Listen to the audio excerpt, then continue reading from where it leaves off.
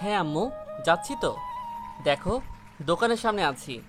আমার সব মনে আছে, আমি ঠিক মতো নিয়ে আসতে পারবো, চিন্তা করো না। নো প্যাররা। আ আ, ধপাস! হুট করে কার সাথে জানি ধাক্কা, দুজনেই পড়ে যাই। আ আ আ কোন হাতিটার লগে ধাক্কা লাগছে রে, কোমরটা গেছে। ওই কি বলছস? হাতি? ওই তোর কোন অ্যাঙ্গেলে আমারে হাতি মনে হয়? বজ্জাত, চোখে দেখাস না? হাতি না তো কি বলবো, শুকনা ক্যাঙ্গারু। কোনো মতে উঠে তার দিকে তাকালাম।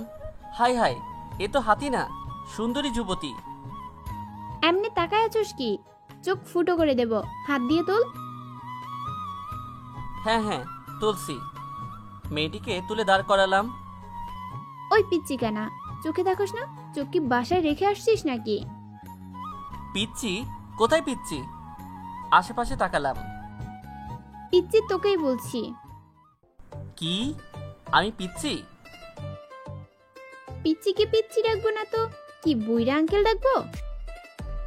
দেখেন, বাড়াবাড়ি হচ্ছে কিন্তু। আমাকে কোন দিক থেকে পিচ্ছি মনে হয়? আমি ফোনে কথা বললাম তাই খেয়াল করিনি, কিন্তু আপনার চোখগুলো কি হয়েছিল? আপনি কি চোখে দেখতে পাননি নাকি? কি উল্টা আমার উপর দোষারোপ দিচ্ছিস? ওই তোর নাম কি রে? আর কোথায় থাকিস? আমার নাম নয়ন, আর আমি এইখানেই থাকি। আপনার নাম কি? আমি রুবাইয়া। আর এমনই সময় সেই আপুটার ফোন আসে। ফোনটা কেটে, এই পিচ্চি এবার ছেড়ে দিচ্ছি, নেক্সট টাইম দেখলে কিন্তু। আরে যান যান, আইসে কই থেকে? আমি আমার নিজের পথে হাঁটা শুরু করলাম। আমার পরিচয় দেই, আমি নয়ন। আমি পড়ি ক্লাস, না থাক, আপনাদের আর শুনতে হবে না। ও, আমার না বাজার করতে হবে। এই তো পকেটে লিস্ট আর টাকা। আরে, টাকাটা গেল কোথায়? এখন আমার কি হবে? পুরোটা রাস্তা খুঁজে বাজার করে কোনো মতে বাড়িতে আসতেই, আমি বাড়িতে ঠিকই আসলেও শান্তিটা আমার সাথে আসলো না। বাড়িতে ঢুকতে একটু চমকে যাই। রাস্তা সেই আপুটা আমাদের বাড়িতে, আর সাথে একটা আন্টিও আছে। বাড়িতে ঢুকে কিচেন রুমে গিয়ে আস্তে করে বাজারগুলো রাখলাম আর মাথা নিচু করে চলে যাচ্ছিলাম। অমনি আম্মু বলতে লাগলো, আইলাট সাহেব, কই যাচ্ছেন? এদিকে দাঁড়ান। জি আম্মু। মনে হয় আপুটা আমাকে দেখে একটু চমকে গেছে। আপা, এ হচ্ছে আমার ছেলে নয়ন, সবেমাত্র 10ম শ্রেণীতে উঠেছে। নয়ন, আন্টি কেমন আছে জিজ্ঞাসা করো। আন্টি ভালো আছেন? একটা হাসি দিয়ে বললেন, বাবা ভালো আছি। আর হ্যাঁ, এনারা আমাদের পাশের রুমে নতুন এসেছেন। আর ও হচ্ছে এনার মেয়ে রুবাইয়া, ইন্টার ফার্স্ট ইয়ারে পড়ে। আন্টি, আপনি যদি কিছু মনে না করেন তাহলে একটা কথা বলি। হ্যাঁ বলো মা। আন্টি, আমি আসার সময় দেখছিলাম আপনার এই পিচ্চি ছেলে না রাস্তার কয়েকটা মেয়েকে দেখছিলাম বিরক্ত করতে। ও কি? রুবাইয়া আপুর কথা শুনে 440 ভোল্টে ঝটকা খেয়ে গেলাম।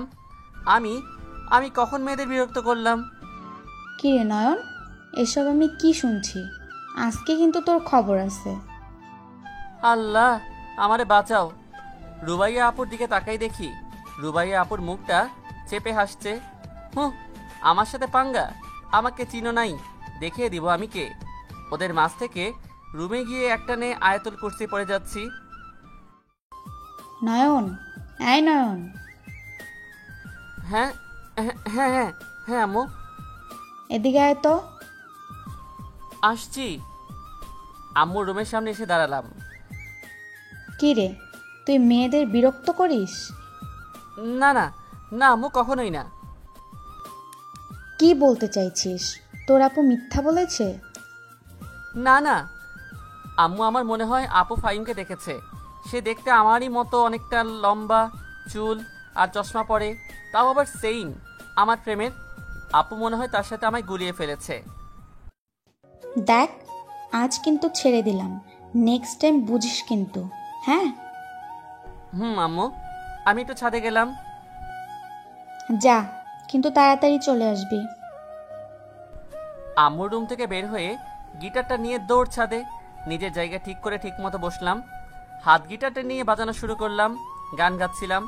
এমন সময় মাথায় যেন কেউ ইট মারল। ওই কে রে?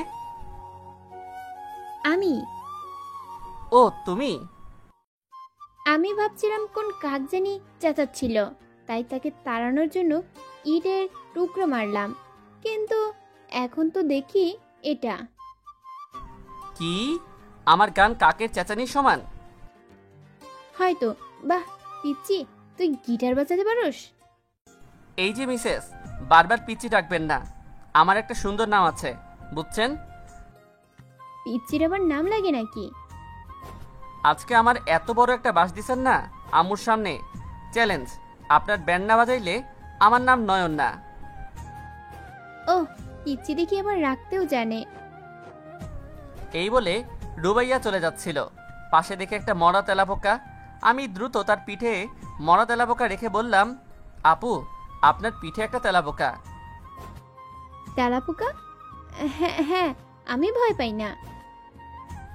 আমি তো পুরাই টাসকি খেয়ে গেলাম, ভয় পেল না। হঠাৎ রুবাইয়া আপু চিৎকার করে উঠে বলল, তেলাপোকা! আর দৌড়ে এসে আমার কোলে উঠে পড়ল। আবারও ভয়ে আমার কোলে উঠতে গিয়ে থেমে গেল। দেখ পিচ্ছি, নিজেকে এত বেশি চালাক ভাবিস না, নইলে নইলে কি? তুই দেখবি। আরে কিছুই করতে পারবেন না। দেখ পিচ্ছি, তুই কিন্তু বাড়াবাড়ি করছিস। ঠিক সেই সময় রুবাইয়া আপুর একটা ফোন আসে আর চলে যায় ওখান থেকে। রুবাইয়া আপু চলে যাওয়ার পর আসছে আমাকে হুমকি দিতে। আমার আম্মুর কাছে বাস দিয়েছে না, এর প্রতিশোধ তো নিতেই হবে। কি করা যায়, কি করা যায়, আইডিয়া। বিকেলে রুবাইয়া আপুর বাসায় চলে আসলাম। আন্টি আন্টি, আপু কোথায়? তোমার আপু তো ভিতরে। কেন, কি দরকার? আপুকে একটু ডেকে দিন। রুবাইয়া, এই রুবাইয়া, শুনছিস? হ্যাঁ আম্মু, বলো। আরে তুই এখানে? আপু এই নাও, তুমি না আনতে বললা না ওই সময়? হোয়াট? এটা আমি কখন আনতে বললাম? আসলে আমি রুবাইয়া আপুর দিকে সিগারেটের প্যাকেট দিলাম। আরে তখন ছাদে উঠে আমাকে বললেন না? ছি ছি রুবাইয়া, আমি জানতাম না তুই এগুলা খাস। এত নিচেই নামতে পারলি? না আম্মু, বিশ্বাস করো, আমি এগুলো খাই না। এই জন্য তো বলি, মাঝে মাঝে রুমে ঢুকলে ধোঁয়া কোত্থেকে আসে। আরে আম্মু, ওটা কয়লার ধোয়া। আমাকে 7-5 আর বোঝাতে আসবে না। তোর বাবা আসুক আজকে বাড়িতে। আন্টি চলে গেলে আর রুবাইয়া আপু আমার দিকে ভয়ানক চেহারায় তাকালো। এমন অবস্থায় দেখে আপুকে বললাম, আপু ভালো আছো?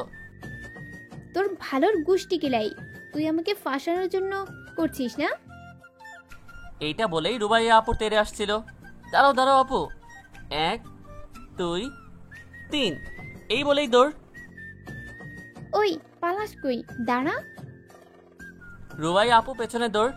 এক পর্যায়ে ধরতে পারলো না, এক জায়গায় দাঁড়িয়ে বলতে লাগলো, তুই এমন করিস না, দেখ তোর কি করি, তখন বুঝবি এই রুবাইয়া কি জিনিস।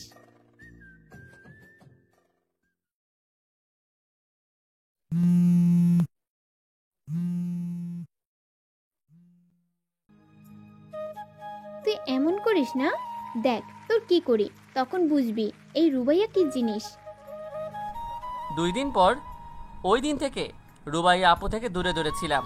আজকে সকালে ঘুম থেকে উঠে ফ্রেশ হয়ে নাস্তা করে সোফায় বসে বসে ফোন টিপছিলাম। এমন সময় আম্মুর ডাক। হ্যাঁ আম্মু বলো। আজ বিকেলে তুই তোর রুবাইয়া আপুর বাসায় পড়তে যাবি। আচ্ছা। ফোন চালাতে থাকলাম। কিছুক্ষণ পরে মনে পড়লো আম্মু কি বলল, রুবাইয়া আপুর বাসায় পড়তে যাব। তখন আবার আম্মুকে জিজ্ঞাসা করলাম, আম্মু কি বললে তুমি? তোর রুবাইয়া আপু, তার কাছেই পড়তে যাবি। সেকেন্ডের উপর শক খেয়ে যাই। না আম্মু, আমি যাব না। বললাম তো তুই তার কাছেই যাবি, ব্যাস। সে কি আমাকে পড়াতে পারবে? ইন্টার ফার্স্ট ইয়ারে পড়ে, আর পড়াতে পারবে না কেন? ব্রিলিয়েন্ট স্টুডেন্ট, তোর মতো না, বুঝলি? বলে বুঝছেনই তো কি মারাটানা মারছে। পড়া শেষ করে বাসায় ল্যাংড়াইতে ল্যাংড়াইতে ঢুকলাম, আর আম্মু দেখেই বলতে লাগলো, কি রে, তুই এমন করছিস কেন? জল্লাদের কাছে পড়তে দিলে কি ভালোভাবে আসবো। রুমে চলে গেলাম। রাতে সিদ্ধান্ত নিলাম এইভাবে আর মার খাওয়া যাবে না। আমাকে আমার কাজ করতে হবে। প্রতিদিন এমনভাবে পড়তে হবে যাতে আমার মা। আরে তুই নিচে পড়ে গেলে কিভাবে? আরে কোথা থেকে জানি তেল আসলো, আর তাতে পিছলে পড়ে গেছি। কোমর গেল রে, আমাকে তোলো। আচ্ছা উঠ। রুবাইয়া আপুকে উঠাতে চেষ্টা করে কিন্তু পারে না। আ আ আ এভাবে না, আমি তো দৌড়াতেই পারছি না। আন্টি কি হয়েছে? আরে রুবাইয়া আপু, আপনি পড়ে গেলেন কিভাবে? কি জানি বাবা, আমার মেয়েটাও। আপু উঠতে পারছেন না, ব্যথা পেয়েছেন? আরে ব্যথা কি, সেটা কিভাবে পায়? তোর কি মনে হয় আমি আরামে আছি? তোল আমায়। আন্টি, আমার মনে হয় আপুর সিরিয়াস অবস্থা, অ্যাম্বুলেন্স লাগবো। না না, তার দরকার নেই। আচ্ছা তাহলে আমি তুলছি। রুবাইয়া আপুকে অনেক কষ্ট করে তুলে নিলাম। রুবাইয়া আপু অবাক চোখে তাকিয়ে আছে। দ্রুত তাকে কোলে করে রুমে নিয়ে গেলাম। বাবা তুমি এখানে থাকো, আমি এখন রুবাইয়ার বাবাকে ফোন দিয়ে আসি। আচ্ছা আন্টি। আন্টি চলে যাওয়ার পর বাবা, পিচ্চির গায়ে এত জোর! কতবার বলবো আমি পিচ্ছি না? যদি এক্সামে ফেল না করতাম তাহলে আমি এখন কলেজে আপনাদের সাথে থাকতাম। ইস, কি বলে ফেললাম। তুই কি বললি? ফেল করছিস? কোন ক্লাসে? আপনাকে বলতে যাব কেন? আজকে তো আর পড়াবেন না। না, আমি তো তোকেই পড়াবো। আহ, ব্যথা! হইছে হইছে, থাক থাক, আর বলতে হবে না। আচ্ছা আপু যাই। না, কারণ আমি জানি এইসব তুই করেছিস, তুই ফেলেছিস। ওখানে তো তেল থাকার কথা না। আরে আমি কেন এসব করতে যাব? আমাকে কি বলদ মনে হয়? ওই, তাহলে তুমি জেনেই গেছো? কিছু বলছিস? আরে না না, কি বলো? তুই যেতে পারবি না। আমার সকল কাজ তোকেই করতে হবে। মানে? তোর জন্যই এসব হয়েছে, তাই তোকে খাটতে হবে। মানে কি প্রমাণ আছে তোমার কাছে? তোর হাত থেকে তেলে গন্ধ আসছে। আমি হাতটা নাকের কাছে নিয়ে দেখি। হ্যাঁ, সত্যি তো। আমি নিশ্চিত তোর ব্যাগে তেলের বোতল পাওয়া যাবে। বলো আপু, তোমার জন্য কি করব? যা, কফি বানিয়ে আন। কফি? এখন? হুম। হুম, যাচ্ছি। ধ্যাত, একটা কাজও ঠিক মতো করতে পারলাম না। কফি বানিয়ে নিয়ে রুবাইয়া আপুর কাছে যাই। এই নাও তোমার কফি। রুবাইয়া আপু আমার হাত থেকে কফি নিল, খাওয়া শুরু করলো। ইস, কি কফি এটা, একেবারে ঠান্ডা।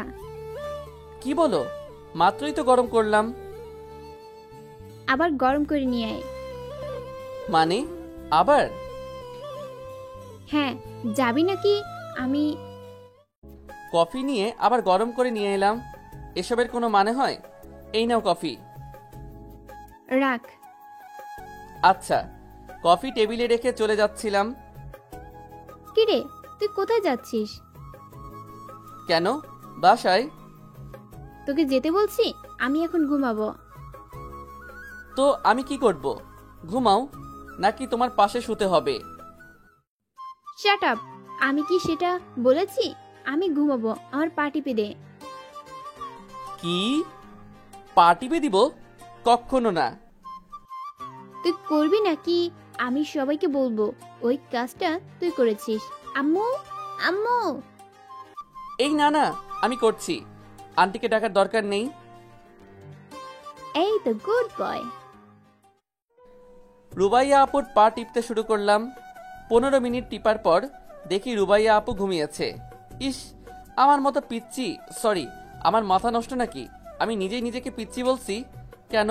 আমার মতো পোলাকে দিয়ে এই খাটানো, এর প্রতিশোধ তো আমি নেবই। চলে যাচ্ছিলাম, চোখটা গেল রুবাইয়া আপুর ঘুমন্ত চেহারার দিকে। ইস, ঘুমন্ত চেহারায় যে কত সুন্দর লাগে মনে হচ্ছে একটা কিউট বাচ্চা ঘুমাচ্ছে। রুবাইয়া আপু দেখে তো ক্র্যাশ খেলাম। যাই হোক, বাস্তবে আসি, আর জেগে থাকলে ডাইনির মতো লাগে। সেখান থেকে চলে গেলাম। রোজ রুবাইয়া আপুর বাসায় যাওয়া লাগতো পড়ার জন্য, আর মার তো ফ্রি ছিলই, আর আমিও প্রস্তুত ছিলাম প্রতিশোধ নেওয়ায়। এভাবেই ওলট পালট অত্যাচার চলছিল দুইজনের মধ্যে। এইভাবে দেখতে দেখতে 3 মাস কেটে গেল। 3 মাস পরে রাস্তা দিয়ে হেঁটে যাচ্ছিলাম পার্কের পাশ দিয়ে, আমি আর আমার ফ্রেন্ড। হঠাৎ চোখে গেল পার্কের একটা মেয়ের উপর। দেখলাম একজন ছেলে সেই মেয়েকে প্রপোজ করছে। আরও একটু কাছে গিয়ে দেখতে পারলাম সেই মেয়েটার কেউ না, সে হচ্ছে আমার রুবাইয়া আপু। মাথায় হুট করে শয়তানি বুদ্ধি আসে, দ্রুত ফোনটা নিয়ে ছবি তুলে নিলাম। শেষ পর্যন্ত দেখলাম রুবাইয়া আপুও ছেলেটির প্রপোজ অ্যাকসেপ্ট করে নিল। আমি আমার ফ্রেন্ডকে নিয়ে সেখান থেকে চলে আসলাম। কিছু দূর আসতেই সূর্যকে জিজ্ঞাসা করলাম, তুই ওই ছেলেটাকে চিনস? হুম, তানভীর ভাই। জানিস, তানভীর ভাই তার মাকে জন্মের মতো ভয় পায়। ঠিক বলছিস তো? হুম। তানভীর ভাইয়ার বাসা চিনস? হ্যাঁ। আমাকে নিয়ে যা। কেন, কি করবি? তুই আগে নিয়ে চল। আচ্ছা আয়।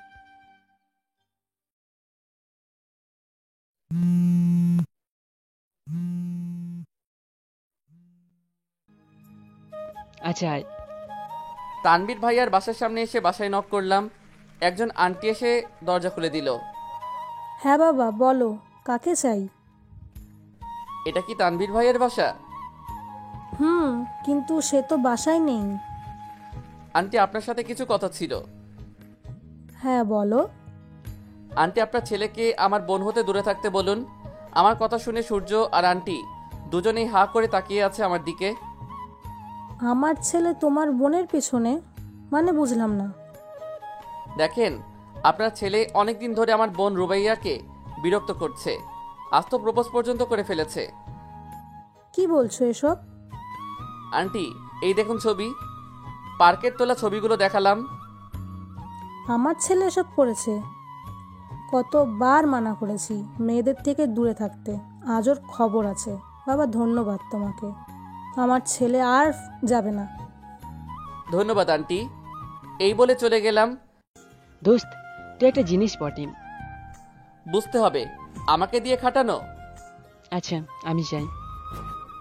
আচ্ছা ভাই। পরদিন বিকেলে ছাদে দাঁড়িয়েছিলাম, রেলিংয়ের পাশে দাঁড়িয়ে ফোন চালাচ্ছিলাম। এমন সময় মনে হলো কেউ আমার সামনে এসেছে। হঠাৎ আমার গলা চেপে ধরেছে। আচ্ছা ভাই, গল্প কি এতটাই খারাপ লাগে যে একটা লাইক বা কমেন্ট করেন না? চুপি চুপি করেও আসেন আর ভিডিও দেখে চলে যান। একটা লাইক তো করতে পারেন। যাই হোক, গল্পে ফিরে আসি। তোকে তো আমি ছাড়বো না। রুবাইয়া আপু, তুমি ছাড়ো আমাকে, ছাড়ো। পিচ্ছি, তুই কি করছিস বল? আপু, গলাটা ছাড়ো, নইলে কিছু বলার আগেই তো উপরে চলে যাব। ছাড়বো না, আজ তোকে মেরেই ছাড়বো। রুবাইয়া আপু প্লিজ, প্লিজ। রুবাইয়া আপু ছেড়ে দিল। বল তুই কি করছিস? আমি আবার কি করব? তাহলে তানভীর কেন রিলেশন শেষ করে চলে গেল? সে তো আর ভয়ে বাইরেই বের হতে চায় না। তাকে অনেক জিজ্ঞাসা করার পর বলল আমার ভাই নাকি বিচার দিছে। আমার কোন ভাই আছে যে বিচার দিবে? হাসছিস কেন? আমি জানি এইসব তুই করছিস। করছি। আমার সাথে পাঙ্গা নিলে এমনই হবে। এমন করিস না, বুঝিস ঠেলা। আচ্ছা যা, পারলে কর। রুবাইয়া আপু চলে গেল। আমি রাতে বাসায় গেলাম। রুমে ঢুকতে যাব তখনই আম্মুর ডাক। হ্যাঁ আম্মু, বলো। এখানে আয়। আসছি, বলো। বেশি সাহস হয়ে গেছে তাই না? মানে? আজ অবন্তিকার ফ্যামিলির থেকে কল এসেছিল, তুই নাকি অবন্তিকে প্রপোজ করেছিস। অবন্তিকে? আর আমি কখন করলাম? বেশি অভিনয় করা লাগবে না। আজ তোর বাসায় কোনো জায়গা নেই, যা বাসা থেকে বের হ। আম্মু, বিশ্বাস করো। যা, তুই এখনই বের হ। আম্মু ঘর থেকে বের করে দিল। সিঁড়ির মধ্যে বসে পড়লাম। উফ, বাইরে কি ঠান্ডা। এমন সময় একটু হাসির আওয়াজ পেলাম। পাশে তাকিয়ে দেখি রুবাইয়া আপু আমাকে দেখে হাসছে। কিরে পিচ্ছি, এখন কেমন লাগছে বুঝেছিস তো আমার সাথে লাগলে কি হয়? তুমি এসব করেছো তাই না? অবশ্যই, অবন্তীর বড় বোন আমার ফ্রেন্ড। আমি জাস্ট মিথ্যা বলে আগুন লাগিয়ে দিলাম। আমার আম্মু বের করে দেওয়ায় এতটা কষ্ট লাগছিল না যতটা না রুবাই আপুর হাসি দেখে লাগছে। কেমন আম্মু আমার আমার কথা বিশ্বাস না করে আরেকজন এটা বিশ্বাস করে ফেললো। কিরে পিচ্ছি, তুই কাঁদছিস? চোখে হাত রেখে দেখি, হ্যাঁ সত্যি পানি এসে গেছে। চোখ মুছে ফেললাম। ঠিক হয়েছে। প্লিজ আপনি যান। রুবাইয়া চলে গেল। প্রায় আধা এক ঘন্টা পর, আয় ভেতরে আয়। দরকার নেই, বাইরেই ভালো আছি। তুই আসবি নাকি তোর বাবাকে আনবো? আসছি তো, এভাবে থ্রেট দিচ্ছ কেন? নিজের ইচ্ছায় বের করে আর নিজের ইচ্ছায় ঘরে তোলে। সকালে দেখ, আমি আর তোর আব্বু 2 দিনের জন্য বাইরে যাচ্ছি। তুই পারবি তো একলা থাকতে? আরে কোনো টেনশন নিও না, তবে একটা সমস্যা। কি? রুবাইয়া আপুর বাসায় গিয়ে পড়তে গেলে কেমন জানি আনইজি লাগে। এতে আমার পড়া ঠিক মতো হয় না।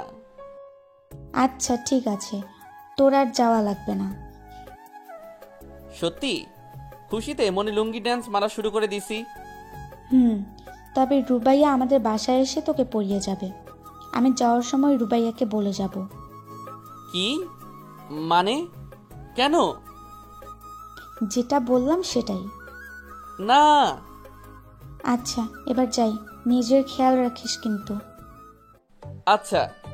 আম্মু বাসায় নেই দেখে সারাটা সকাল ফ্রেন্ডসদের সাথে ঘুরতে ঘুরতে কাটিয়ে দেই। বিকালে নিজের খাবারের জন্য ব্যবস্থা করতে থাকি। রান্নাঘরে কি রান্না শুরু, কারণ দুপুরে কিছু খাওয়াই হয়নি। ছুরি দিয়ে কাটাকাটি করতে গিয়ে ভুলে হাত কেটে যায়, অনেকটা কেটে যায়। দ্রুত হাতটা ধুয়ে রক্ত থামাবার চেষ্টা করতে থাকি, কিন্তু কোনো কিছুতে কাজ হচ্ছে না। ঠিক সেই সময় কলিং বেল বাজলো। বুঝতে আর বাকি নেই কে এসেছে। আমি এসে দরজা খুলে দিলাম। রুবাইয়া আপু রুমে ঢুকে গেল। কি অবস্থা? আমার বাসায় তোর মন বসে না? আচ্ছা, আজ দেখি তোর কেমন মন বসে। কোনো কথা বলছি না, চুপ করে আছি। রুবাইয়া আপু আমার হাতের দিকে তাকালো। এই কি, তোর হাত থেকে এত রক্ত বের হচ্ছে কেন? আরে তেমন কিছু না। বেশি বুঝিস, জোর করে হাত দেখলাম। বাহ, ভালোই তো কেটেছিস। তা কিভাবে হয়েছে? পেঁয়াজ কাটতে গিয়ে। গুড, এবার জলদি আয় আমার সাথে। তারপর রুবাইয়া আপু স্যাভলন দিয়ে ধুয়ে ব্যান্ডেজ করে দিল। এবার ঠিক আছে? ব্যথা করছে? অল্প অল্প। আচ্ছা, দুপুরে কিছু খেয়েছিস? না। হ্যাঁ। ওহ, বুঝেছি। অত মিথ্যা বলতে হবে না, মুখ দেখেই বোঝা যাচ্ছে। তুই বস, তোর জন্য কিছু রান্না করে নিয়ে আসছি। তুমি রান্না করবে? হ্যাঁ, চুপ করে বসে থাক। রুবাইয়া আপু রান্না করে কি রান্না করা শুরু করলো। রান্না করে আমার জন্য নিয়ে আসলো। এই নে, এখন খা। চুপচাপ বসে আছি। কি হলো, খাচ্ছিস না কেন? মানে? ও সরি, আমারই মনে ছিল না। তোর তো হাত কেটে গেছে, তুই খাবি কি করে? আচ্ছা দাঁড়া, আমি হাত ধুয়ে আসছি। তুমি হাত ধুয়ে আসবে মানে? তোকে খাইয়ে দেব। না না, তার দরকার নেই। চুপ, একদম বেশি বুঝবি না। আচ্ছা। তারপর রুবাইয়া আপু হাত ধুয়ে আসলো আর পরে আমাকে খাইয়ে দিতে থাকে। আমি চুপচাপ খেতে থাকি। আসলে নয়ন, কালকের জন্য সরি। আমার মনে হয় কালকে আমি একটু বেশি করে ফেলেছি। আমার জন্য করতে হবে। চলো। তারপর নিচে রুমে গেলাম আর টেবিলে পড়তে বসলাম। কিন্তু আজকে অন্য দিনের তুলনায় কোনো মার নেই। পড়া ভুল বললেও মার দিচ্ছে না। আমি কিছু বুঝতে পারছি না কি হচ্ছে আমার সাথে আজকে। পড়া শেষ করে আপু আমাকে একটা কথা বলল। ওই পিচ্চি, চল তো আজকে একটু বাইরে থেকে ঘুরে আসি। অবাক হয়ে রুবাইয়ার দিকে তাকিয়ে আছি। এভাবে তাকিয়ে আছিস কেন? না, আসলে তুমি আমার সাথে ঘুরতে যাবে এইটা আমার বিশ্বাস হচ্ছে না। কেন? আমি কি তোর সাথে ঘুরতে যেতে পারি না? না, আমি সে কথা বলিনি। তো কি কথা বলেছিস? না কিছু না, বাদ দাও আর চলো। ওকে, তুই জাস্ট 5টা মিনিট ওয়েট কর, আমি যাব আর আসবো।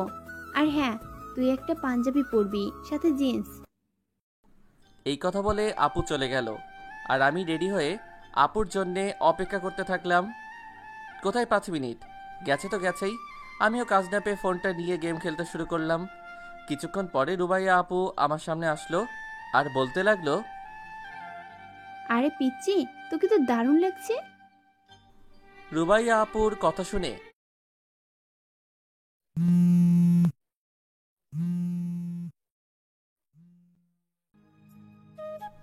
রুবাইয়া আপুর কথা শুনে আপুর দিকে তাকালাম। আপুর দিকে তাকিয়ে তো আমি অবাক হয়ে তাকিয়ে আছি। আপুর দিকে তাকিয়ে দেখি একটা পরী আমার সামনে দাঁড়িয়ে আছে। আপু একটা নীল রঙের শাড়ি পরেছে, সাথে ম্যাচিং করে ব্লাউজ, চুড়ি, হালকা গোলাপি লিপস্টিক, একদম পরীর মতো লাগছে। তারপর আপু যখন গায়ে ধাক্কা দিয়ে ডাক দিল তখন আমার ধ্যান ভাঙলো। তারপর আপু বলতে লাগলো, আমি ভাবছিলাম। তোকে কিছু ভাবতে হবে না, যা গিয়ে একটা রিক্সা ডেকে নিয়ে আয়। তারপর একটা রিক্সা নিয়ে একটা পার্কের সামনে থামলো। আমরা রিক্সা থেকে নেমে একটা নিরিবিলি পরিবেশে গিয়ে বসে পড়লাম। চারিদিকে সবাই জোড়ায় জোড়ায় বসে আছে। মাঝে মাঝে আপু 2-1টা কথা বলছে আর আমি উত্তর দিচ্ছি। কতক্ষণ পরে একটা বাদাম বিক্রেতা বাদাম নিয়ে যাচ্ছে। বাদাম দেখে রুবাইয়া আপু বাদাম কিনলো। আপু একাই খাচ্ছে, আমি চুপ করে বসে আছি, কিছুই বলছিল না। এমন সময় আপু আমার দিকে তাকিয়ে দেখে আমি চুপ করে বসে আছি।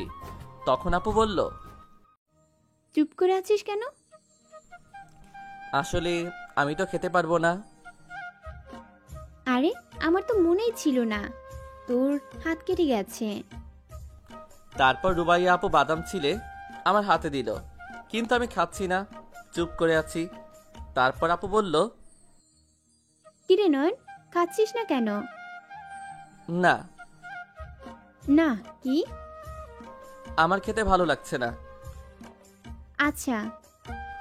বলেই রুবাইয়া আপু আমার গালে কয়েকটা বাদাম দিল। ঠিক সেই সময় তানভীর ভাই সামনে। আমাদের দেখে তানভীর ভাই বলতে লাগলো, এইটা কি তোমার নতুন বিএফ নাকি? ভালোভাবে কথা বলবে। সত্যি কথা একটু তিতাই হয়। আরে ও কেন, পিচ্চিরা কি প্রেম করে না? হয়তো করে, কিন্তু আমি করি না। ও আচ্ছা, তোর রাতে হাঁটতে ভালোই লাগে? অনেক। তাহলে আজকে থেকে আমি আর তুই প্রতিদিন রাতে হাঁটতে বের হব। কিন্তু আমি তো। কোনো কিন্তু নেই। ওকে। আচ্ছা, তোর নাম্বারটা দে তো। আমার নাম্বার দিয়ে কি করবে? লোক দিয়ে তোরে পিটামো।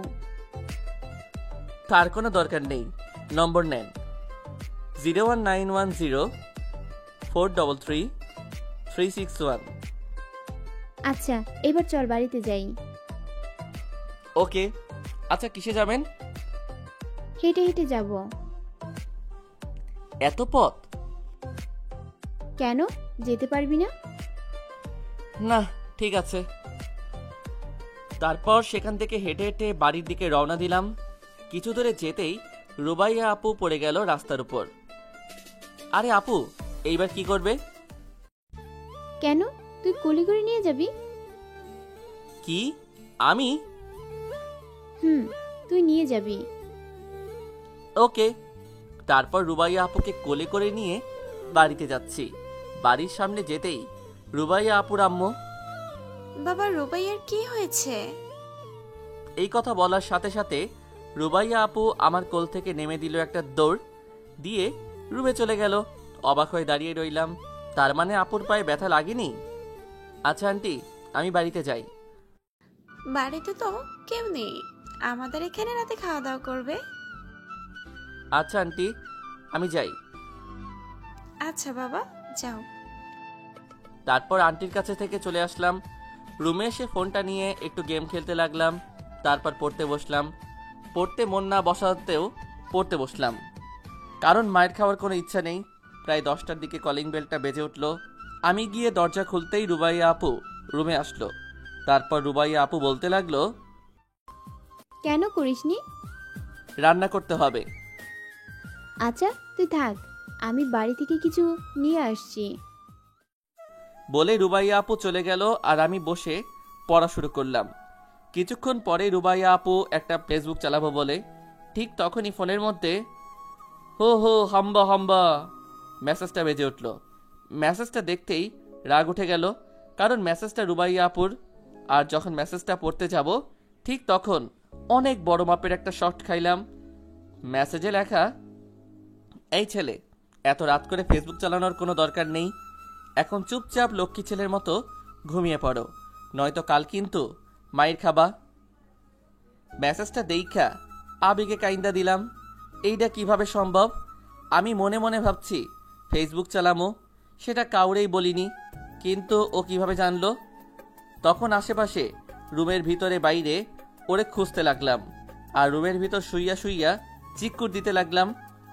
রাতে কখন ঘুমিয়ে পড়ছি আর মনে নেই, তবে খুব সকালে উঠে দেখলাম ওই মেয়ে গুড মর্নিংয়ে মেসেজ পাঠাইছে। তারপর ঘুম থেকে উঠে ফ্রেশ হলে নাস্তা তৈরি করে খেলাম। তারপর তৈরি হয়ে কলেজে গেলাম। কলেজ শেষ করে বাসায় আসবো ঠিক তখনই এই নয়ন, নয়ন দাঁড়াও বলে ডাক দিল।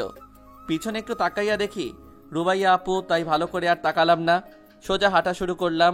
কিন্তু আমি ওনাকে ছেড়ে যেতে চাইলে কি হবে? উনি তো আর আমাকে ছাড়ছে না। আমার পিছু পিছু ডাকতে ডাকতে একেবারে সামনে এসে হাজির, আর এসেই তো হেব্বি রাগী ভাব। এই তোর ডাকতেছি না? কোথায়? কখন ডাকলেন? ওই আমার ডাক শুনতে পাস নাই? পাইলে কি হাঁটতাম নাকি? একদম মিথ্যা বলবি না। আর এখন চল আমার সাথে। কোথায়? আমার সাথে একটু ঘুরতে যাবি। আমি যাব না। কেন যাবি না? আম্মু তো বাড়িতে নেই, আর দুপুরে লাঞ্চ করতে হবে, এই জন্য গিয়ে রান্না করব। তুই কেন এই অবস্থায় রান্না করবি? আমি তোকে লাঞ্চ করাবো। এখন তুই আমার সাথে ঘুরতে যাবি। কি আর করার, যেতে তো হবেই। তারপর একটা রিক্সা করে রুবাইয়া আপুর সাথে ঘুরতে গেলাম। আর অনেকক্ষণ ঘোরার পর একটা ফুচকার দোকানের সামনে রিক্সা থামতে বলল। আমরা রিক্সা থেকে নেমে ফুচকার দোকানের সামনে গেলাম আর 2টা ফুচকার অর্ডার করলাম। কিছুক্ষণ পরে ফুচকা চলে আসলো। তারপর ফুচকা খেতে গিয়ে আরেক বিপদ, আমার তো হাত কাটা, আমি তো খেতে পারবো না। তোর হাত কাটা তো কি হয়েছে? আমি তো আছি। তুমি আছো মানে? আমি তোকে খাইয়ে দিব। তুমি খাবে না? খাবো তো। তুই কি এখনই 2 প্লেট ফুচকা খাবি? আমি কি সেটা বলেছি? না, তবুও আমি মনে করলাম। আচ্ছা ঠিক আছে, তুমি একটা খাবে আর আমাকে আরেকটা থেকে খাইয়ে দিবে।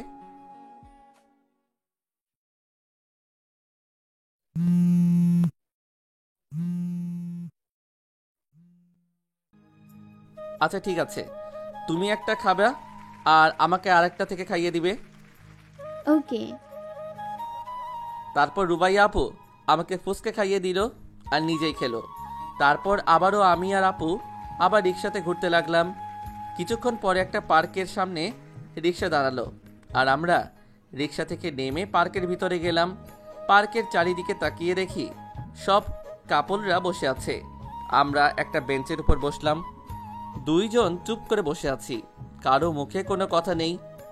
নীরবতা ভেঙে রুবাইয়া আপু বলতে লাগলো, আচ্ছা পিচ্চি, তুই কি কাউকে কখনো ভালোবেসেছিস? আপু, আমি তো কালকে তোমাকে বললাম আমি কাউকে ভালোবাসি না। ও আচ্ছা, তুই আজকে থেকে আপু বলবি না। কেন? জানি না, কিন্তু তুই আপু বলতে পারবি না। ওকে, ট্রাই করব। আচ্ছা চল, এখন যেতে হবে। ওকে চলো। তারপর আমরা পার্ক থেকে বের হলাম আর একটা রিক্সা ডেকে নিলাম। তারপর একটা রেস্টুরেন্টে গেলাম। আর গিয়ে লাঞ্চ করলাম। লাঞ্চ শেষ করে বাড়িতে চলে আসলাম। বাড়িতে এসে ফ্রেশ হয়ে শুয়ে পড়লাম। প্রায় 1 ঘন্টা পরে রুবাইয়া আসলো পড়ানোর জন্য। দরজায় কলিং বেলটা বেজে উঠল। আমি গিয়ে দরজা খুলে দিলাম, আর রুবাইয়া আপু ভিতরে আসলো। তারপর রুমে গিয়ে পড়তে বসলাম। আজকে আপুকে একটু অন্যরকম লাগছে, কারণ আপু আজকে নীল রঙের একটা 3 পিস পরে এসেছে, তাও আমার ফেভারিট কালার। আমি তো পড়া বাদ দিয়ে আপুর দিকে তাকিয়ে রয়েছি। আমার এমন অবস্থা দেখে আপু একটু লজ্জা পাচ্ছে, কিন্তু আমাকে কিছু বলছে না। অন্যদিন হলে পিটিয়ে আধামরা করতো, কিন্তু আজকে এমন কোনো কিছু করছে না। আমি কিছু বুঝতে পারছি না। আচ্ছা, রুবাইয়া আমাকে ভালোবেসে ফেলেনি তো? না না, আমি এটা কি ভাবছি? এটা হতে পারে না। হয়তো আপুর কোনো ভাই নেই, তাই আমাকে এমন করছে। এই 2 দিন কি হলো কিছুই বুঝতে পারছি না। আমি একটা ইংলিশ বুঝতে পারছিলাম না, তাই আপুকে জিজ্ঞাসা করলাম, আচ্ছা আপু। আমি আর কিছু বলতে পারলাম না, কারণ আমি আপু বলতেই রুবাইয়া আমাকে ঠাস করে একটা চড় মারল।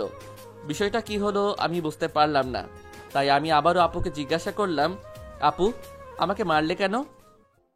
আবার আপু? তোকে না বলছি তুই আমাকে আপু বলবি না। তো কি বলবো? আর তুমি তো আমার বড়। বড় তো কি হয়েছে, আমি তোকে আমার নাম ধরে ডাকতে বলছি, তুই আমার নাম ধরে ডাকবি। লোকে কি বলবে? কে কি বললো তাতে আমার কিছু যায় আসে না, তোকে যেটা বলছি সেটা করবি। আচ্ছা, চেষ্টা করব। মনে থাকে যেন, আর যদি একবারও আপু বলেছিস তো তোর বুঝাবো আমি কি। বললাম তো চেষ্টা করব। আচ্ছা, আজকে আর পড়াবো না, চল কোথাও থেকে ঘুরে আসি। আপু বলার সাথে সাথে আবারও একটা চড় খেলাম। আবার আপু বলেছিস? পুরাতন অভ্যাস সহজে কি যায়? তুই এখন আমার নাম জপ কর। কিভাবে? এখন 10 বার আমার নাম ধরে ডাকবি, ঠিক এইভাবে, রুবাইয়া রুবাইয়া রুবাইয়া। ওকে, রুবাইয়া রুবাইয়া রুবাইয়া রুবাইয়া। ওকে, এইবার চল। কোথায়?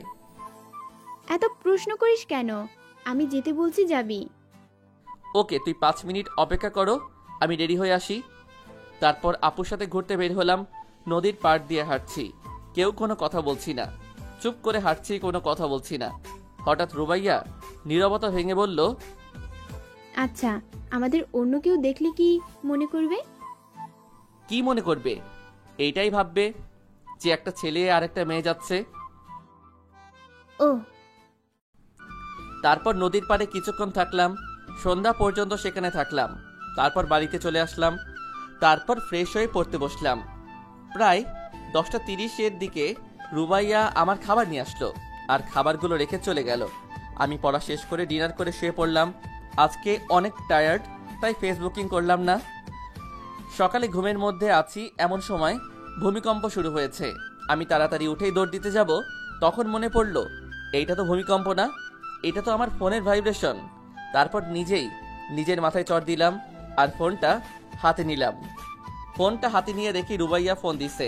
আমি ফোনটা রিসিভ করলাম। রিসিভ করার সাথে সাথে রুবাইয়া বলতে লাগলো, ভালোই, চলে আসো। আচ্ছা আসতেছি। কি আর করার, ইচ্ছা না থাকলেও যেতে হবে। কলেজে গিয়ে দেখি রুবাইয়া আপু আগে থেকেই বসে আছে। আর আজকে একদমই অন্যরকম লাগছে, কারণ রুবাইয়া আপু আজকে আমার প্রিয় রং নীল রঙের শাড়ি পরে এসেছে, আর হাতে নীল রঙের কাচের চুড়ি। দেখতে মাশাআল্লাহ হেব্বি সুন্দর লাগছে। আমি সামনে যেতেই রুবাইয়া আপু বলে উঠল, আচ্ছা নয়ন, আমাকে আজকে কেমন লাগছে বলো তো? খুবই সুন্দর। সত্যি? হুম। তোমার পছন্দ হয়েছে? এখানে আবার আমার পছন্দ না পছন্দ হবার কি আছে? আরে বোকা, যার জন্য এগুলো পড়েছি তার কেমন লাগছে সেটা জানতে হবে না? যার জন্য মানে? আর তোমার কি হয়েছে বলো তো? আমার সাথে এমন করছো কেন? এর আগে তো এমন করতে না, দেখা হলেই ঝগড়া হতো, তাহলে এখন এমন করছো কেন? আরে বোকা নাকি, আর তোমার সাথে ঝগড়া করব কেন? বোকাই। এবার বলো কার জন্য সেজেছো? আমার লজ্জা করে। আজব পাবলিক তো। আচ্ছা তুমি রাখো তোমার লজ্জা, আমি গেলাম। আজব বলো আর গুজব বলো, যাই বলো না কেন, আমার সত্যি লজ্জা লাগছে। তো তোমার আর বলতে হবে না, আমি গেলাম। এই না না, তুমি যাবা না, আসলে আমি তোমার জন্য এগুলো পড়েছি। আমার জন্য মানে? আমার জন্য তুমি কেন সাজতে যাবে? এই, তুমি কি কিছুই বুঝো না? না। সত্যি কিছু বুঝো না? না, আর বুঝলে কি আমি তোমার কাছে শুনতাম? সেটাও কথা, তাহলে শোনো, আমি তখন আমার একটা ফোন আসে আর আমি তাড়াতাড়ি বাড়িতে চলে যাই। ফোনটা কার ছিল, কে ফোন করেছিল কিছুই জানে না রুবাইয়া। রুবাইয়া মন খারাপ করে বাড়ি ফিরে আসে, আর বাড়ি ফিরে আসতেই যেটা দেখে, রুবাইয়া গাড়িতে গিয়ে দেখে তার মামাতো বোন তাদের বাড়িতে এসেছে। রুবাইয়া তাকে পেয়ে তো মহা খুশি, আর আমার মা বাবা গ্রাম থেকে চলে এসেছে। আমার আম্মু ওই হাতের দিকে তাকিয়ে দেখে হাত কাটা। এইটা দেখে আম্মু বলতে লাগলো, নয়ন, হাত কাটলো কি করে? আম্মু পেঁয়াজ কাটতে গিয়ে। একটু সাবধানে তো করবি। হুম। তারপর আম্মু রুমে চলে গেল আর আমি ওখানে বসে রইলাম। সেদিন আর রুবাইয়া পড়াতে আসলো না। রুবাইয়া চিন্তায় পড়ে গেল, আমার কিছু হয়নি তো।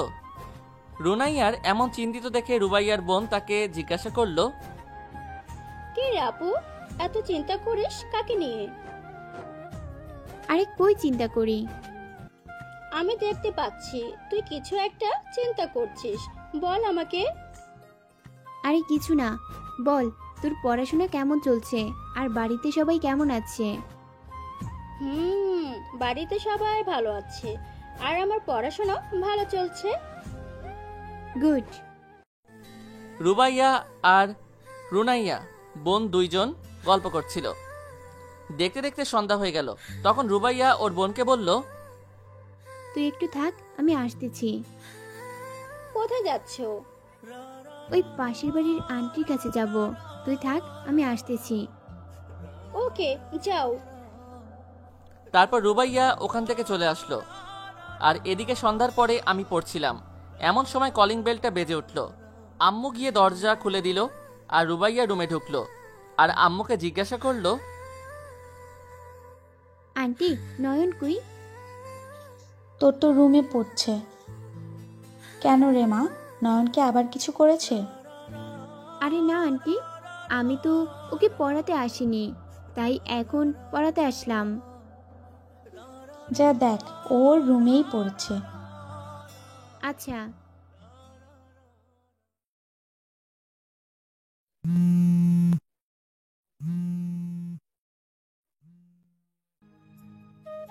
যা দেখ, ওর রুমেই পড়ছে।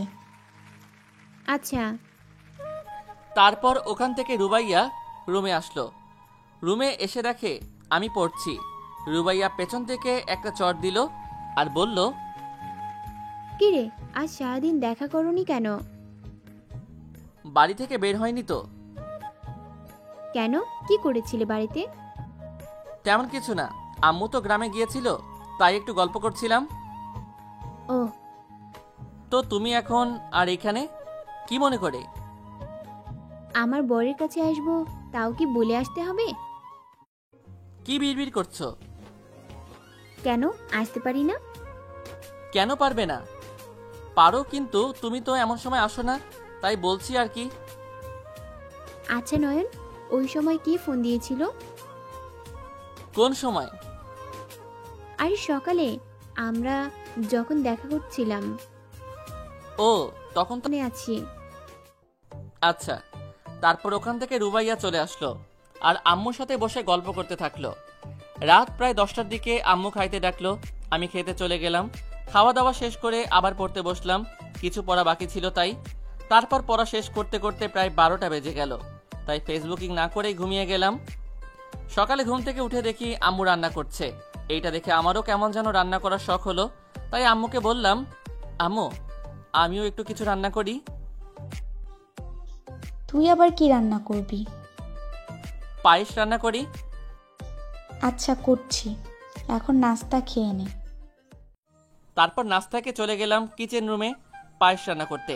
তারপর পায়েস রান্না করলাম, একবারও চেখে দেখিনি কিছু কেমন হয়েছে। রান্না শেষ করে আব্বু আম্মু বসে আছে, তাদের কাছে নিয়ে গেলাম। এমন সময় কলিং বেল বাজলো। আমি গিয়ে দরজা খুলে দিলাম। দরজার ওপাশে রুবাইয়া দাঁড়িয়ে আছে। তখন রুবাইয়াকে দেখে বলতে লাগলাম, আরে তুমি, আসো আসো, ভিতরে আছো। আর তোমার সাথে ওইটা কে? এইটা হলো আমার মামাতো বোন, ওর নাম লিলি। লিলি, আয় ভিতরে। তারপর ওরা ভিতরে ঢুকলো আর আমি দরজা বন্ধ করে তাদের ওখানে আসলাম। তারপর রুবাইয়া তার মামাতো বোনকে সবার সাথে পরিচয় করিয়ে দিল। সবাইকে থামিয়ে দিয়ে বললাম, আচ্ছা তোমরা পায়েস খাইতে থাকো, আমি আসতেছি। বলে ওখান থেকে ওয়াশরুমে চলে গেলাম। আম্মু সবাইকে পায়েস বেড়ে দিল। রুবাইয়া এক চামচ খেয়েই ওয়াশরুমে চলে গেল। রুবাইয়া দৌড়ে এসে দরজা ধাক্কাতে থাকে। আমি দরজা খুলতেই রুবাইয়া ওয়াশরুমে ঢুকে আমাকে বের করে দিয়ে দরজা লাগিয়ে দেয়। আমি শুধু দাঁড়িয়ে দাঁড়িয়ে তামাশা দেখতে থাকলাম।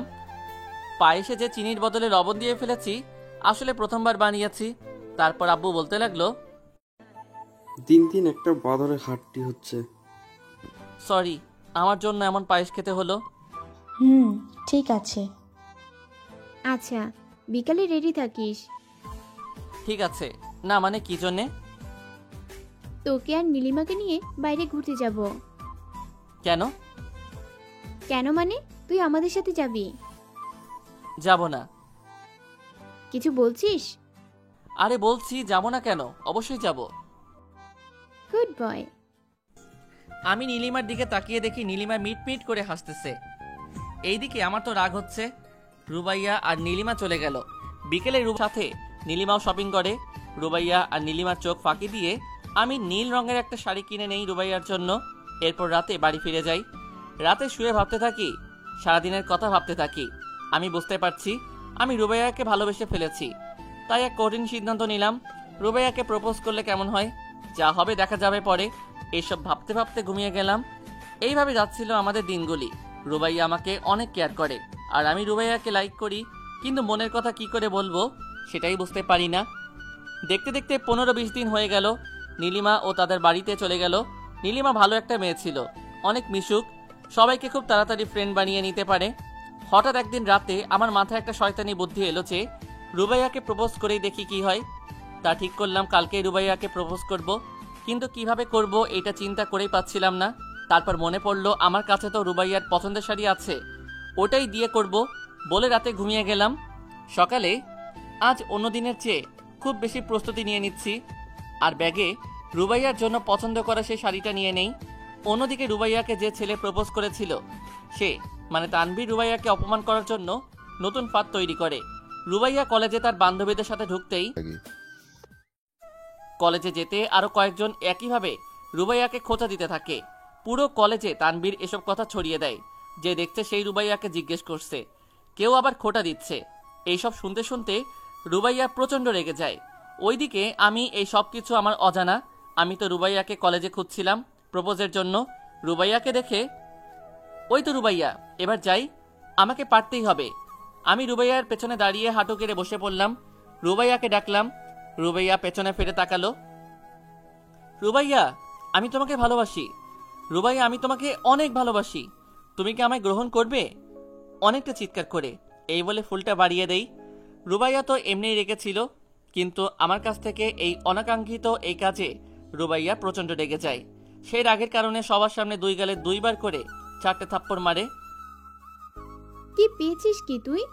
একটু ভালোভাবে কথা বললাম, একটু পাশে থাকার সুযোগ দিলাম, অমনি এসে পড়লি প্রপোজ করতে। আমি তোর বড় হই না? তুই কোন সাহসে আসছিস আমায় প্রপোজ করতে? তোকে ভালো ভাবছিলাম, কিন্তু তুই অন্য সব ছ্যাঁচড়া ছেলেদের মতো বের হলি। ছি নয়ন, ফার্দার তোর এই চেহারা আমায় আর দেখাবি না, যা এখান থেকে। আমি নিশ্চুপে মাথা নিচু করে শুধু শুনেই গেলাম। সবার সামনে এই অপমান, না, আসবো না, আর কখনো আসবো না তার চোখের সামনে। চোখ থেকে অঝরে পানি ঝরছিল। সেখানে আর এক মুহূর্ত না থেকে চলে গেলাম। তারপর ওখান থেকে রুবাইয়া পড়ে বাড়িতে ফিরে আসে। ওই দিন রুবাইয়া আমাকে আর দেখতে পাইনি। এভাবে 5-6 দিন কেটে গেল। আর এই 5-6 দিন রুবাইয়াকে আমি দেখি আর রুবাইয়া আমাকে দেখিনি। এইভাবে 7-8 দিন কাটার পর রুবাইয়া অনুভব করতে পারছে তার যেন কিছু একটা নেই, যেন একটা কিছু খালি ফাঁকা রয়েছে। সবাই থাকা সত্ত্বেও একা ফিল করতে থাকে। সারাটা দিন তার শুধু কাটানো মুহূর্ত আর মিষ্টি ঝগড়া দৌড়াদৌড়ি সব তার স্মৃতিতে ভাসতে থাকে। রুবাইয়া আস্তে আস্তে বুঝতে পারছে যে আমার সাথে যা করা হয়েছে তা আসলে একদমই ঠিক হয়নি। বিকালে রুবাইয়া ছাদে উঠে এই আশায় যে আমি উঠলে আমাকে সরি বলে দেবে, কিন্তু বিকাল পেরিয়ে সন্ধ্যা হয়ে যায়, কিন্তু আমি আসিনি। এখন রুবাইয়া তার বুকে অজানা এক কষ্ট অনুভব করতে থাকে। রুবাইয়া নয়নদের বাসায় আসে। দরজায় নক করলে নয়নের আম্মু দরজা খুলে দেয়। দরজা খুলতেই রুবাইয়া আম্মুকে প্রশ্ন করে, আন্টি, নয়ন কোথায়? আসলে মা, কি আসলে নয়ন নেই। নেই মানে কি? আসলে ও বাড়িতে নেই। ও আচ্ছা, বাইরে গিয়েছে, কখন আসবে? বাইরে না, সে তার মামার বাসায় গিয়েছে। কি, মামার বাসা? কবে? এই তো 8-9 দিন আগে। কেন, আর কবে আসবে? কি জানি, 8-9 দিন আগে স্কুল থেকে তাড়াতাড়ি বাড়িতে চলে এসে মনমরা হয়ে এসেই বলে এখানে আর থাকতে চায় না। এক প্রকার জেদ ধরে চলে গেল। আর কবে আসবে এই সম্পর্কে কিছু বলেনি। মা, তুই বাইরে দাঁড়িয়ে থাকবি, ভেতরে আয়।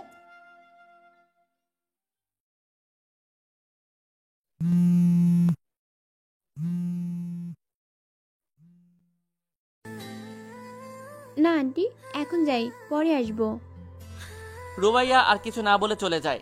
রাতে রুবাইয়া নিজেও জানে না সে কেন এত কান্না করতে থাকে। তার কেন জানি আমাকে খুবই মনে পড়ছে।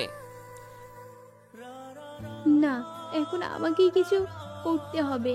আমি নয়নকে আবার ফিরিয়ে আনবো। রুবাইয়া সারা রাত ঘুম নেই, কখন সে আমার কাছে যাবে। রাত যেন পার হতেই চাচ্ছে না, কোনো কিছুতে মন বসে না। রুবাইয়া সময় মতো খাওয়া দাওয়া করে না, নিজের কোনো খেয়াল রাখে না।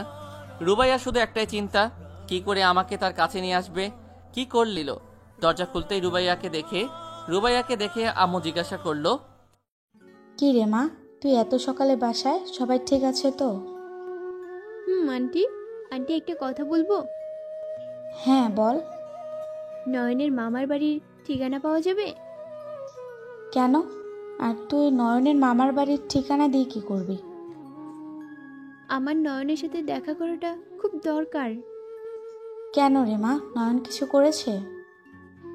না, ও কিছু করেনি, যা করেছি সব আমি বলেই কান্না করে দিলাম। কি রে মা, তুই কাঁদিস কেন? তুই কি নয়নকে ভালোবাসিস?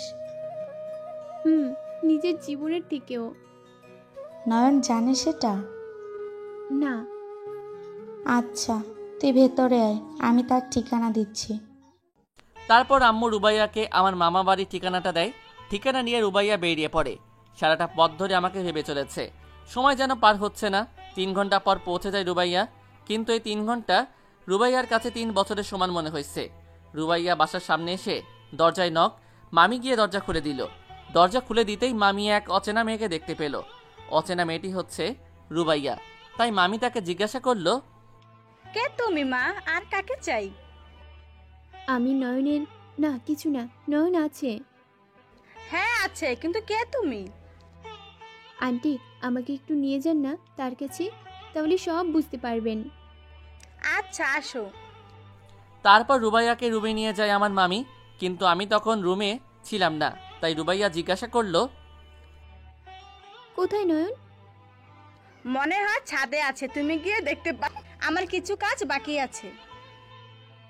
আচ্ছা আন্টি, ধন্যবাদ। তারপর রুবাইয়া সিঁড়ি দিয়ে ছাদে ওঠা শুরু করলো। ছাদে উঠে পড়ে। ছাদে উঠে দেখে ছাদে কেউ নেই। আশা করেছিল ছাদে হয়তো সবার আগেই আমাকে দেখতে পাবে, কিন্তু নেই। রুবাইয়া ফিরে যেতে শুরু করে। তখনই মনে হয় সে কিছু শুনতে পায়। কত রাত আমি কেঁদেছি বুকের গভীরে কষ্ট নিয়ে। শূন্যতায় ডুবে আছি এই আমি, আমাকে তুমি ফিরিয়ে নাও। রুবাইয়া এই গানটি শুনতে পেয়ে থেমে যায়। তার বুঝতে আর বাকি নেই যে এটা কার গলা। রুবাইয়া উপরের ছাদে ওঠা শুরু করে। উঠে আমাকে উল্টো দিকে মুখ করে গিটার হাতে গান গাইতে অবস্থায় পায়। নয়ন। আমি থেমে যাই। আমার কাছে ভয়েসটা চেনা চেনা লাগছিল। পিছনে ঘুরে দেখি রুবাইয়া। বড় ধরনের শক খেলাম। উঠে দাঁড়িয়ে পড়ি। উপরের ছাদ থেকে নিচে নেমে যাওয়ার জন্য পা বাড়িয়ে দিলাম। ছাদ থেকে নেমে যাব তখনই রুবাইয়া ডাক দেয়। নয়ন, দাঁড়া দাঁড়া নয়ন। কি জন্য এসেছো এখানে? তুমি তো চেহারা দেখতে চাও না। চলেই তো আসলাম সেখান থেকে। নয়ন, আসলে আই এম সরি। আমি রাগের মাথায় তোমার সাথে অনেক খারাপ করেছি। নয়ন, আই এম সরি। আমি রাগের মাথায় তোমার সাথে অনেক খারাপ করে ফেলেছি। তুমি যা করেছো ঠিকই করেছো। আমার উচিত শিক্ষা হয়ে গেছে। নয়ন, প্লিজ আমাকে মাফ করে দে। আমি কেন তোমাকে মাফ করব? তুমি তো কোনো ভুল করনি। ভুল আমি করেছি। আমি মাপ চাইছি। নয়ন, প্লিজ, আমি আমার ভুল বুঝতে পেরেছি, আমাকে ক্ষমা করে দে। আমার ক্ষমা করা বা না করা তাতে তোমার কি? রুবাইয়া নিশ্চুপ হয়ে যায়। রুবাইয়ার চোখ দিয়ে অঝরে পানি পড়তে থাকে। তার কাছে এই প্রশ্নের উত্তর নেই। নয়ন, কারণ আমি তোকে ভালোবাসি। আমি এটা শুনে থ হয়ে যাই। কিন্তু আমি বাসি না। প্লিজ আর এসো না। আর এখান থেকে চলে যাও। নয়ন, প্লিজ প্লিজ। তারপর রুবাইয়া আর কোনো কথা বলে না, ওখান থেকে চলে আসে। আর রুবাইয়াও রাতে বাসায় ফিরে যায়। রুবাইয়া বাড়িতে ফিরে অঝরে কাঁদতে থাকে যে কান্না কেউ দেখতে পাচ্ছে না আল্লাহ ছাড়া। ভালোবাসা কি এতই অপরাধ? যাকে ভালোবাসলাম তাকেই পেলাম না। কি অপরাধ করেছি আমি, যার জন্য এত বড় শাস্তি দিচ্ছ আমাকে? এইভাবে দিনগুলি কাটতে থাকে। এদিকে আমারও আর ভালো লাগে না। আজ প্রায় 2 মাস হয়ে গেল, কারো কোনো খোঁজ নেই। রুবাইয়া নামাজ পড়ে আর আল্লাহর কাছে দোয়া করে যাতে আমি তার কাছে ফিরে আসি, তার ভালোবাসা বুঝতে পারি। ঠিকমতো খাওয়া দাওয়া করে না, চোখের নিচেই কালো দাগ পড়ে গেছে, তবুও কোনো খেয়াল নেই। 2 মাস পরে রুবাইয়া এশার নামাজ পড়ে ছাদে গেল। রাতে রুবাইয়া ছাদে বসে নীরবে বসে কাঁদতে থাকে। কিছুক্ষণ পর তার পাশে কারো অস্তিত্ব টের পেল। রুবাইয়া মাথা উঠিয়ে দেখতে চায় কে আসলো তার পাশে বসে আছে। সে দেখতে পায় কেউ একজন বসে আছে, কিন্তু অন্ধকারের জন্য স্পষ্ট দেখতে পাচ্ছে না। কে? পিচ্চি। কে পিচ্ছি? এই বাসায় আমি ছাড়া আর কয়টা পিচ্চি আছে? মানে? রুবাইয়া আরো কাছে এসে দেখতে পায় তার পাশে বসে আছি। তুই এখানে বলেই জড়িয়ে ধরে আমাকে। এমন ভাবে জড়িয়ে ধরেছে যে যদি ছেড়ে দেই তাহলে দূরে কোথাও চলে যাব। কোনো প্রবলেম? চলে যাব? একদম না। এক পা বাড়িয়েছিস তো পা ভেঙে দিব। কিন্তু কেন এসেছিস? তোমাকে কাদা অবস্থায় দেখতে। আমি মোটেও কাঁদছি না। ও আচ্ছা, তাহলে চোখটা পুরো ভেজা কেন? আর নিজের চেহারার কি অবস্থা করছো? ঠিক মতো খাওয়া দাওয়া করো না? আচ্ছা, মানলাম আমি কাঁদছি, তার মানে এই না যে আমি তোর জন্য কাঁদছি। আর আমি খাবো কি খাবো না সেটা আমার ব্যাপার। আমি কখন বললাম যে আমার জন্য কাঁদছো? তার মানে কি সত্যি কাঁদছো আমার জন্য? ওকে, তোমার ব্যাপার, আমি কিছু বলবো না। মোটেও না। আচ্ছা থাকো, আমি আর কি করব, চলে যাই। এই কোথায় যাস? একদম যাবি না। কেন? তাতে তোমার সমস্যা কি? তুই যাবি না বলছি। তুই যেতে পারবি না। কি কারণে বলবা না যখন, তাহলে টাটা। খবরদার, একদম পা বাড়াবি না, নইলে পা রেখে দিব। হ্যাঁ, আমি তোকে ভালোবাসি, তাই তোকে আমার কাছে আটকে রাখতে চাই। তোর কোনো প্রবলেম? না না, আমার প্রবলেম হবে কেন? রাজি হবে তোর বাবা মা? তাদের তো কত আগেই রাজি করে ফেলেছি। রাজি করে ফেলেছিস মানে কি বলতে চাইছিস?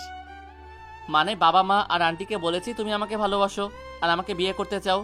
তারা বলল পড়াশোনা শেষে বিয়ে করিয়ে দিবে। আমি তোকে কখনো বলেছি যে তোকে বিয়ে করতে চাই? আচ্ছা, তাইলে সবাইকে মানা করে দিয়ে আসি। আমি উঠে চলে যাব তখনই। এই পিচ্চি, হুম।